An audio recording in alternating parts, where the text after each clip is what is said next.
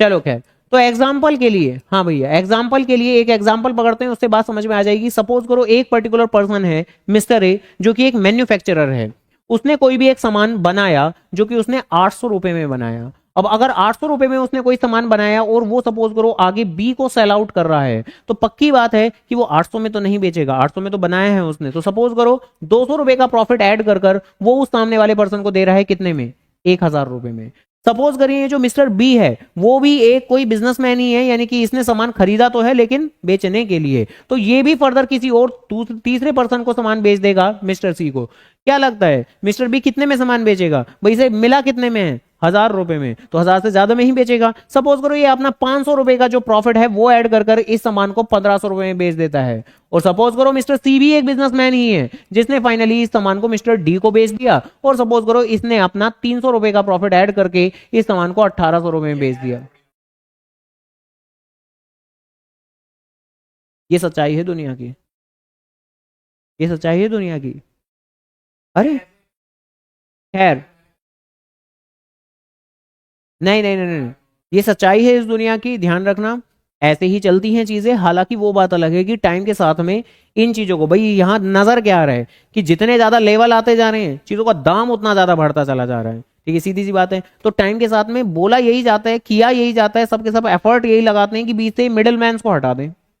जैसा कि अभी रिसेंट तो नहीं कहूंगा, काफी लंबे अरसे पहले, बहुत भी लंबे अरसे पहले नहीं, जो मीशो नाम का ऐप आया था, उन्होंने यही किया था क्या कि हम जो भी पर्टिकुलर सामान लाते हैं वो सबसे कम दाम पे हम दे रहे हैं आपको। क्यों? क्योंकि हम डायरेक्टली, पहला मैन्युफैक्चरर, बकायदा उन्होंने अपनी एडवर्टीजमेंट में भी ये चीज बहुत ही अच्छे तरीके से दिखाया था। कभी यूट्यूब पे आप पुराने एड्स उन लोगों के देखना कि हम बीच में ना रिटेलर को कांटेक्ट करते ना होलसेलर को कांटेक्ट करते, यानी बीच में से चैनल डिस्ट्रीब्यूशन जो किया वो एलिमिनेट करते जा रहे हैं, जो बीएसटी में मार्केटिंग में पढ़ते हैं हम कि होलसेलर रिटेलर। हम डायरेक्टली मैन्युफैक्चरर से कांटेक्ट करते हैं, वहीं से बना बनाया पका पकाया सामान लेके आते हैं, तो सबसे कम दामों पे हमें मिल जाते हैं। क्योंकि जितने ज्यादा ये बीच में मिडिल मैन होते हैं तो चीजों का दाम उतना ज्यादा बढ़ता चला जाता है। तो ये पढ़ नहीं रहे हैं हम खाली, ये सच्चाई है दुनिया की। ठीक है, ऐसे ही होता है। कोशिश यही रखी जाती है कि बीच से मिडलमैन हटा दिए जाएं, बट इतना आसान नहीं रहता, क्योंकि हर किसी पर्सन की अपनी एक्सपर्टीज होती है, अपना नेटवर्क रहता है कस्टमर्स का, तो इनकी भी अपनी अपनी इंपॉर्टेंस होती है होलसेलर और रिटेलर्स की। खैर, तो यहां बात चल रही थी कि ये इसको इसको इसको ऐसे ऐसे बेचे जा रहे हैं, और सपोज करो सबसे आखिरी में ये जो डी है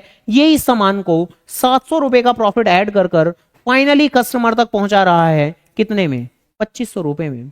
यहां बैठा है कंज्यूमर। खैर, तो बेसिकली उम्मीद करता हूं इतनी सारी की सारी बातों से इतना तो हमें समझ में आ ही गया होगा कि इसमें से कौन कौन ऐसा लोग है जो कि बिजनेसमैन है और कौन कौन ऐसे लोग हैं जो कि बिजनेसमैन नहीं है। ये भी बिजनेसमैन है, मैन्युफैक्चरर है, ये भी ट्रेडर ही है, खरीद के बेचा इसने, इसने भी खरीद के बेचा, ये भी ट्रेडर है, ये भी तो ट्रेडर ही है, इसने खरीदा था और फिर फाइनली यहां बेचा, यानी ये कस्टमर से डील कर रहा है तो एक तरह का रिटेलर हुआ, लेकिन ये भी तो बिजनेसमैन ही है। बिजनेसमैन कौन नहीं है? ये सबसे आखिरी वाला इंसान कोई भी ये चंगू मंगू होगा, ठीक है, ये नहीं है मतलब बिजनेसमैन। ये कस्टमर है, ये एंड कंज्यूमर है, तो ये नहीं है बिजनेसमैन। तो बेसिकली क्या होती है प्रोडक्शन बाउंड्री? कुछ नहीं, बड़ा आसान। A line along the producing sector, यानी ये कौन है? ये प्रोड्यूसर है, ये बिजनेसमैन है, प्रोड्यूसर प्रोड्यूसर बिजनेसमैन। तो ये line along the producing sector, production boundary क्या होती है? कुछ नहीं, बड़े आसान सी ही तो डेफिनेशन है। ए लाइन अलोंग, अलोंग चारों ओर किसके? प्रोड्यूसिंग सेक्टर के। A line along the producing sector होती है प्रोडक्शन बाउंड्री। और ऑब्वियस सी बात है कि हम लोग जानते हैं भाई इसने सामान खरीदा किसके लिए? रीसेल के लिए, तो ये क्या है? Intermediate good.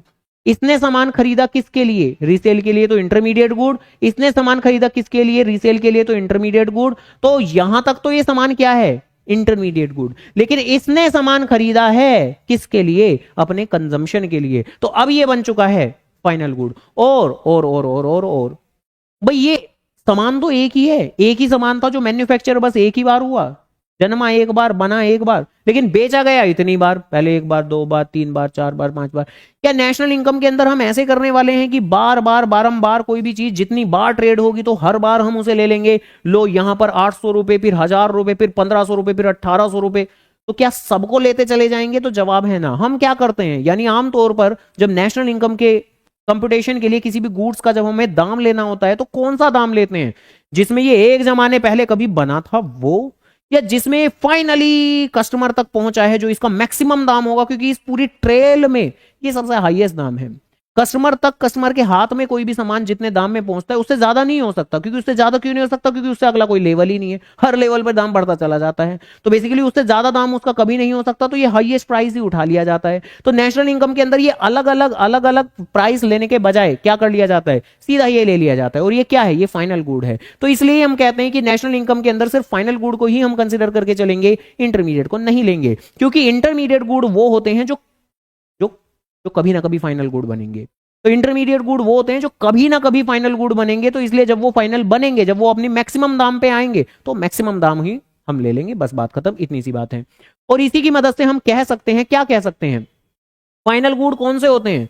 प्रोडक्शन बाउंड्री के अंदर या बाहर? बाहर।